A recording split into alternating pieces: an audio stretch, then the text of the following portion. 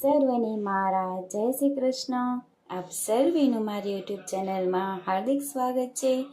વૈશાખ માસના સુદ પક્ષની નવમી એટલે કે સીતા જયંતિના દિવસે જનક નંદિની સીતાજીનો આપણે કહેલો એવો સિદ્ધાંત કે જે કર્મનું ફળ દરેક વ્યક્તિએ ભોગવવું જ પડે છે. તો આજના દિવસે આપણે આ સાંભળીએ તો વિડીયોને અંત સુધી જરૂરથી જોજો. અને જો ચેનલમાં નવા હોય અને ચેનલને સબસ્ક્રાઈબ ના કરી હોય તો જરૂરથી કરજો.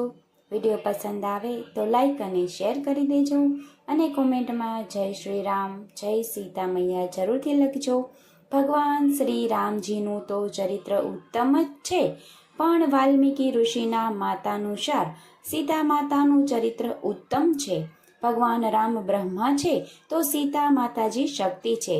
જગતજનની જગદંબા સતયુગમાં ઉષ્ધ્વજ રાજાને ત્યાં વેદવતી સ્વરૂપે પ્રગટ્યા. તેમનું નામ વેદવતી એટલા માટે હતું કે સુતિકા ગૃહમાં જન્મ લેતા જ વેદ મંત્રનું ઉચ્ચારણ કરવા માંડવા માટે એમનું નામ વેદવતી પડ્યું. આ વેદવતી માતાજી જ્યારે તપસ્યા કરતા હતા ત્યારે રાવણ આવ્યો. રાવણે સ્પર્શ કરવાનો પ્રયત્ન કર્યો ત્યાં જ માતાજી અગ્નિમાં સમાયા. સમાતા કહ્યું કે હે રાવણ, હું જ તારા સર્વનાશનું કારણ બનીશ. એ જ વેદવતી માતાજી ત્રેતા યુગમાં સીતા માતાજી સ્વરૂપે પ્રગટ્યા. મિથ્યામાં માતાજીનું પ્રાગટ્ય થયું. જનક મહારાજ હળથી જમીન ખેડતા હતા અને ભૂમિમાંથી સીતા માતાજીનું પ્રાગટ્ય થયું.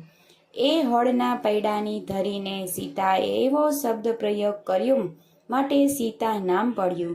સીતા માતાજીનું પ્રાગટ્ય વૈશાખ મહિનાના સુદ પક્ષની નોમના દિવસે થયું, જે સીતા નવમીના નામે પ્રસિદ્ધ છે. એટલે જ તો આપણે ગાઈએ છીએ કે નવમી જનક સુતાવરમ. સીતા માતાજી ભગવાન શ્રી રામજીને કરુણા નિરાધાન કહી અને સંબોધતા. કરુણા નિધાન એ સીતા માતાજીનું ગુપ્ત સંબોધન હતું, જે હનુમાનજી મહારાજ સિવાય કોઈ નહોતું જાણતું. સીતા માતાજી નારી ધર્મ સમજાવે છે.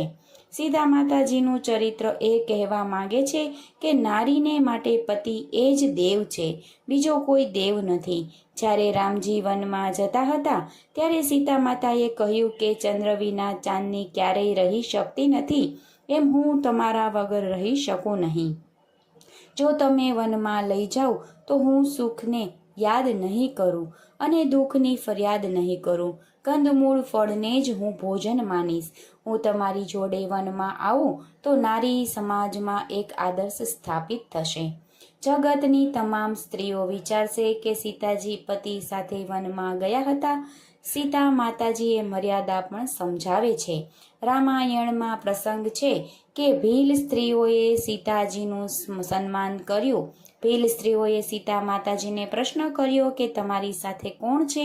ત્યારે ઉત્તર આપતા સીતા માતાજીએ કહ્યું કે જેમના હાથમાં ધનુષ્ય બાણ છે એ મારા દિયર અને જેમની બાજુમાં એમના મોટા ભાઈ છે.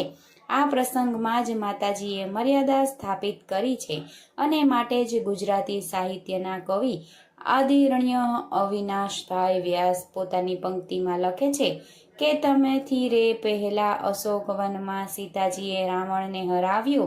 દૈત્યોના બીચમાં નિરાધાર નારી, તોય દસમતો વાળો ત્યાં ન ફાળ્યો. મરેલાને માર્યો એમાં કર્યું શું પરાક્રમ, અમથો લૂંટ્યો વિજયનો લાહવો. મારા રામ, તમે સીતાજીની તોલે ન આવો. આ જે રચના કરી છે એ કવિનો પોતાનો ભાવ છે.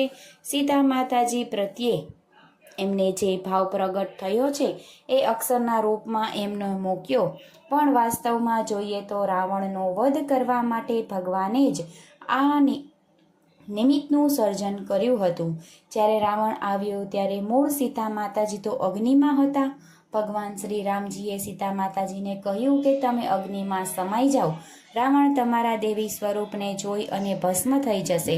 તમે માત્ર છાયા સ્વરૂપે બહાર રાખો. એ પડછાયાને રાવણ લઈ હરી જાય અને આ રહસ્ય એ લક્ષ્મણજી પણ જાણી શક્યા નહીં. સીતા માતાજીએ છાયા સ્વરૂપ પ્રગટ કર્યું. છાયા એટલે માયા. માયાવીની દ્રષ્ટિ માયાવી પર પ્રથમ પડે એટલે પહેલું હરણ પણ માયાવી જ હતું.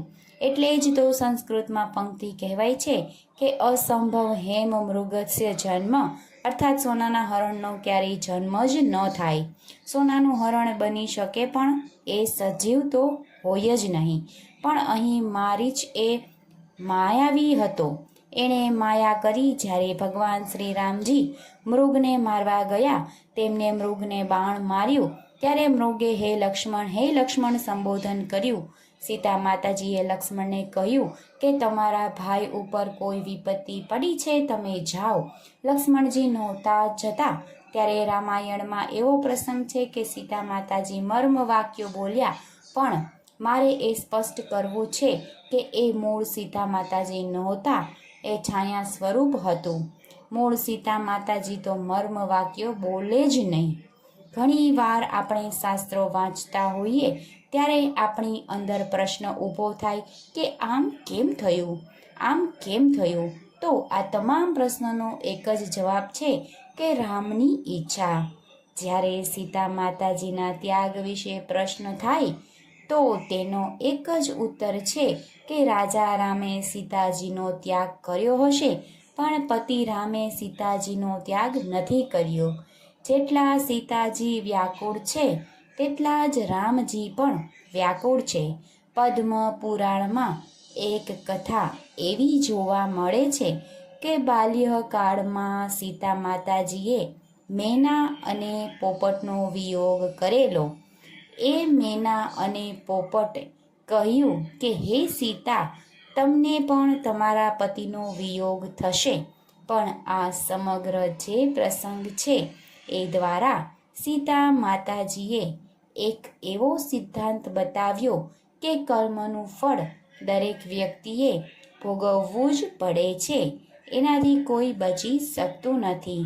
સીતા માતાજીનું ચરિત્ર સૌને માટે આદર્શ બની રહે એ ખૂબ જ હિન્દુ ધર્મ માટે ગર્વની વાત છે, કારણ કે રામચંદ્રજી એ ખૂબ જ ઉત્તમ છે. સાથે જ સીતા માતાજી એ પણ ચરિત્રમાં ઉત્તમ બતાવવામાં આવ્યા છે.